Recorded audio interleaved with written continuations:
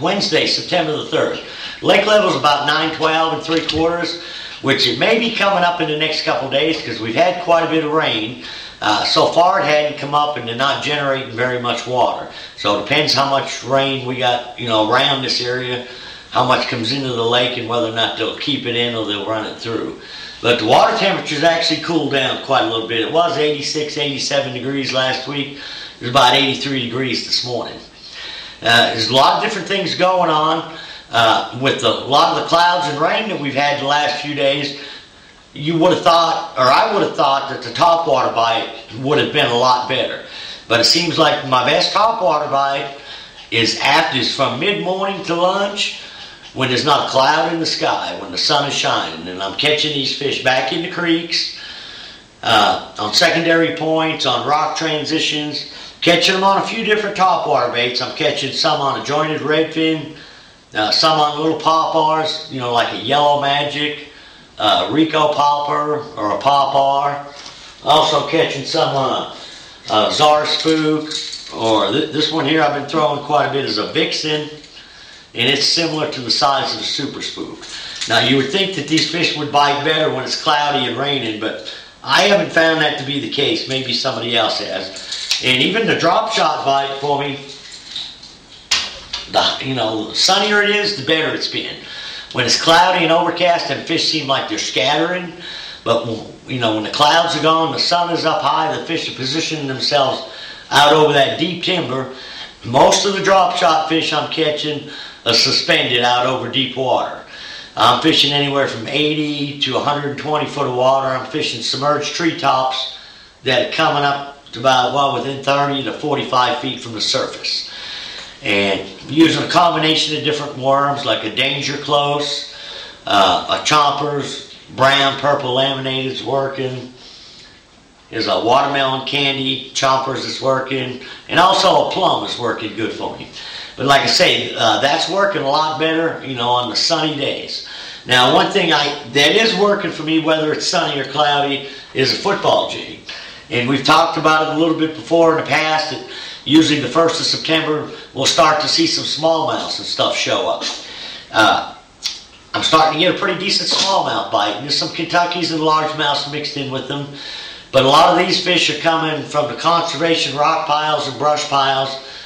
It seemed like it depends. If it's sunny out, the fish are about 25 to 30 foot deep. So you want to concentrate on the brush that's in that deep. The other past couple of days when it was cloudy and rainy, it seemed like 18 to 20 foot I was catching them. And a couple different jigs I'm using. I've been using a 5/8 and a 3/4 ounce pig sticker football jig with a XXX skirt, which is kind of like a watermelon candy. And the other one I'm throwing is a Magic Craw, which has got a lot of the same flake, but it's got like a darker green pumpkin color skirt. And I've been mixing them up with a couple different craws. This one's got a Strike King baby rage craw. I've been using a Zoom speed craw, and also like a twin tail chompers will work as well. Now, a lot of the fish, like just say on the drop shot, are suspended. I'm really having a trouble getting a bottom bite, with the exception of the football jig. I can't seem to catch any drop shot fish on these long flat gravel points. And where I'm catching a lot of these football jig fish are on main lake and secondary points, on a lot of these long flat gravel points, kind of similar to the same areas that you'd fish in the springtime for smallmouths.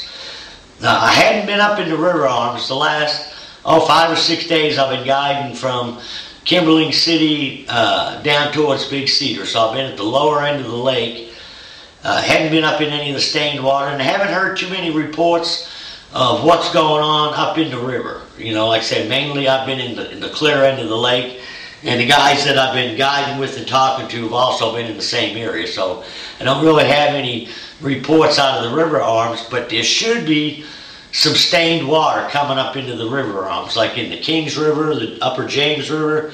I don't think so much Lone Creek, because I don't think Harrison, that area, had as much rain as we did to the north. So if you go up into the rivers, look for a little bit of stained water. If they start running some water, we'll have a current flow, and I'd try some of them drop-offs and breaks. and even a spinnerbait up there, you know, around any type of structure that you see in the water. Even with the water, the lake being 3 foot low, there's still some laydowns and brush piles in the upper ends of the rivers. What you want to do is throw a spinnerbait or small crankbait around them and give that a try. But, you know, like I say, I'm having to move around a bunch, but we're having quite a bit of success. You know, we're catching, 6 to 8 keepers, probably 25 to 30 fish in a, you know, half a day trip. But we're not catching them in one spot. We're having to move around a bunch, mix it up with a lot of different techniques. Still catching a few on white jig and spoon around some docks. So just seemed like I'm having to, almost like trash fish, just fish a little bit of everything. I'm not staying in one place too long. I'll get bit in about 15, 20 minutes. I'll move on. I may try the same thing in another area. And I may even come back to an area that I fished earlier, because a lot of it is just being at the right place at the right time.